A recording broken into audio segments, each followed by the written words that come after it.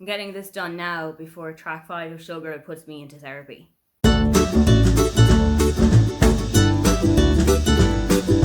Hi, welcome, come on in. My name is Aoife and today I am taking the Eras Tour book tag.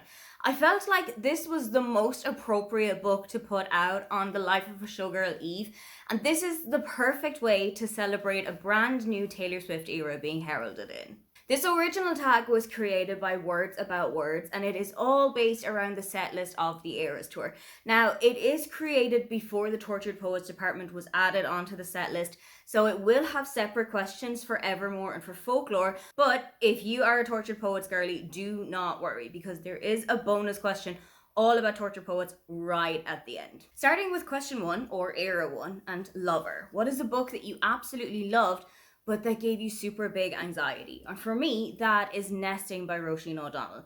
I absolutely hung on the story of Kira trying to escape her abusive marriage and set up a brand new life for herself and her 2 children and her unborn baby. But every single page of this book is just filled with worry and anxiety and fear that her husband is going to start looking for them. There's always the worry that Ryan is going to find them in the hotel that they're living in, that when Ryan has got some time with the children, he's not going to bring them back, that he's going to do something to harm them, to harm himself, to harm the entire family. Every single page of this book that I read just felt like I was living on a knife edge. And I know as well that this is the reality for so many people around the world, that they are living in such fear that their partner is going to do something that is irreversible. And every single page that I read just had this underlying terror and tension in it. It really kept me reading, but also it was so anxiety inducing. Next up is Fearless, a real throwback or a book that turned you into a reader. And for me, that is Matilda by Roald Dahl. Now, I know that Roald Dahl has had a couple of questions about his writing and about his opinions over the last few years, but Matilda was really the one that started it all for me. I remember vividly being about 6 or 7 years old, and Matilda was the first ever book that I finished cover to cover by myself. Now, I had done little kind of picture books or books with like 50 words in them, but Matilda was the first big chapter to chapter book that I had sat down and that I read by myself. Given that the whole idea about Matilda is a young 4-year-old who absolutely eats books up whole and goes to the library and has read through the entire children's section within a month, that feels like the most appropriate way to enter into my reading era. And I've always championed Matilda as one of the best books that I've ever read, and just one of the ones that started it all off. For Folklore, you need to talk about your favourite thriller, and that is None of This Is True by Lisa Jewell. I listened to the audiobook of this, and I think that that was the best way to do it because it is so immersive. Anytime that you are in a coffee shop, you can hear background ambient noises of people in a coffee shop, like talking a little bit in the distance from you, or steamed milk when somebody is making a milk-based drink. I absolutely loved the atmosphere of that book, and it did nothing to take away from the story. I think, in fact, it actually added to it. This book is about Alex and Josie. They are birthday twins and have exactly the same birthday, born on exactly the same day. They are out separately celebrating their 45th birthdays, and Josie notices Alex from across the bar. Alex is a well-known podcaster and she's kind of looking for her next project. Josie suggests something to her. Because the two of them are birthday twins, she thinks it would be a really great idea to take a look at how, even if you are born on exactly the same day, how much of a different person you can be. And things really start to spiral from there when Josie tells her actual real life story, and it is so much more intense than Alex was ever expecting. I hung on every single word of this book. It's one of the best thrillers that I think I've ever read. So many people have said to me that this is kind of the pinnacle of Lisa Jewell's writing. So anything else that I'm going to read is going to be just as good, but a little bit under the radar for this one. For Reputation, you're looking for a villain with a heart of gold. And it took me a really long time to think of somebody, mainly because the kind of books that I read don't necessarily have a villain in them. Or if they do have a villain, they're very clear-cut black or white villains. And there was only really one person who came to my mind, And that was Amy March from Little Women. Amy is not your typical straight up villain, but there are a couple of villainous moments in the book. One that immediately comes to my head is after an argument with Joe because Amy can't go out to the ball with them, Amy takes Joe's manuscript and throws it into the fire. That is, to a reader, one of the worst things that I can think of, that somebody has taken all of your life's work and has just simply thrown it away. That is probably one of the most unforgivable things that Amy March has ever done. We're not even going to go into the Amy marries Laurie situation, but she is the best that I could come up with for this answer. Next up is Speak Now, a book that deserved a much bigger spotlight, and I will say to my dying day that The Rachel Incident by Caroline O'Donoghue needs so much more notoriety than what it actually has. I absolutely love Caroline's writing. She does a lot of fantasy stuff, but her contemporary books are just as good. This is about Rachel, who is living in Cork in 2009, and she's a university student also working in a bookshop. Her bookstore is holding the book launch of Fred Byrne. He is one of her lecturers in college, and Rachel has got the hots for him bad. He finds love in her best friend James. I absolutely loved the kind of subterfuge of this relationship between James and Fred, trying to keep everything from the college, from Fred's wife, from their friendship circle. And it's not just the discussions of that, but it's also a really good social commentary on Ireland in 2009. We were just coming out from a huge period of economic prosperity, plunged into the depths of recession that was happening around the world. And there's so much discussion of all of that in this book. Rachel had always felt like she was from a really well-to-do family and that there was nothing that was holding her back when she went to university, until her parents went into financial insecurity, and now things are really turning on their head for her and for her family. And I think that it's such an interesting way of looking at how people's lives were so turned upside down during that economic recession. It's such a phenomenal book to read.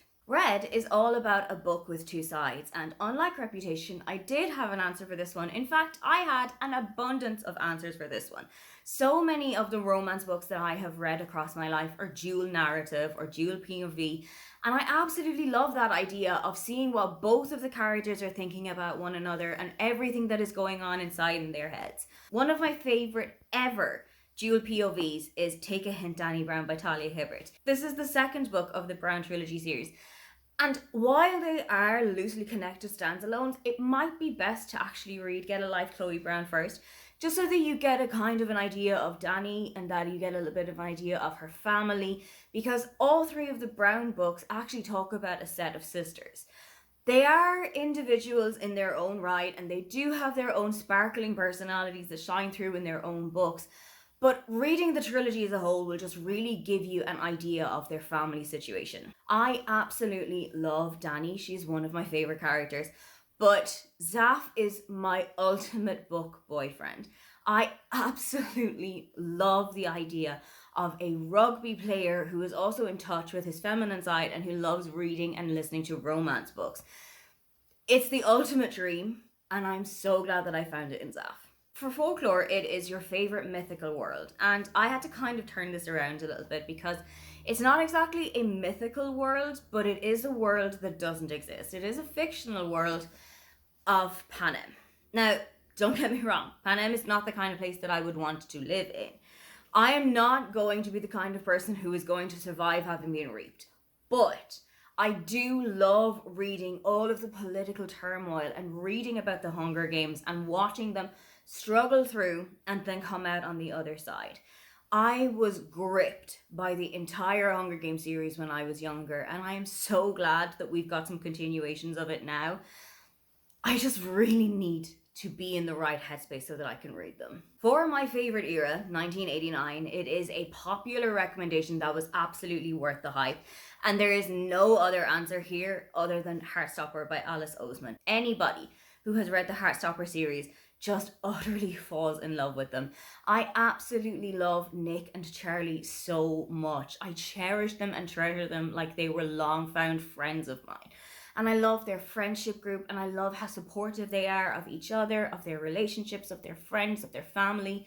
I absolutely love that there are teenagers out there who might really need a book like Heartstopper and see all of the things that Nick and Charlie are going through in their lives, and knowing that they have somebody on their side and somebody that has been through all of the same things that they have to go through, and that has come out on the other side. I wasn't a teenager myself when Heartstopper came out, but that did not stop it from becoming one of my favorite series and one of my comfort series. If I need a pick-me-up, I always go back to the Heartstopper books. For surprise songs, you need to talk about a book that emotionally devastated you. And when I thought about the surprise songs that I had gotten, on Dublin Night 1, on the piano, we got Sweet Nothing and Hoax.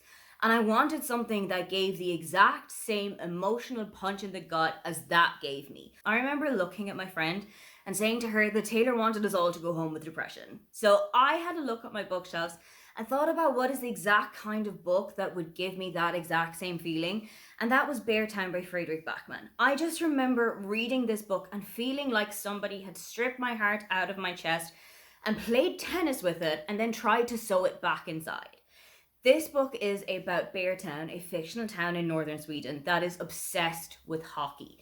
The hockey team is seen as gods among men, and there is absolutely nothing that they can say or do that is in any way wrong, up to and including sexual assault. So when one of the hockey team members sexually assaults a young girl in the town, it turns into all-out warfare.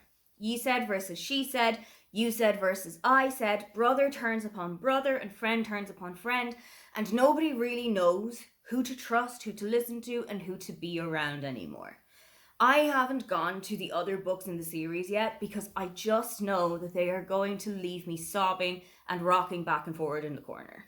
But I do know that when I do get to them, they are going to be just as phenomenally written and just as emotionally devastating as Beartown was. Midnights is a book that you stayed up all night reading, and that has to be The Book Thief by Markus Zusak.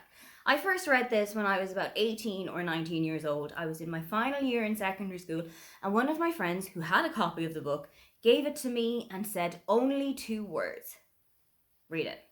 So I took her up on her word and I took it home, and every night after school before I went to bed, I would read maybe a couple of chapters and just try and get lost in the world.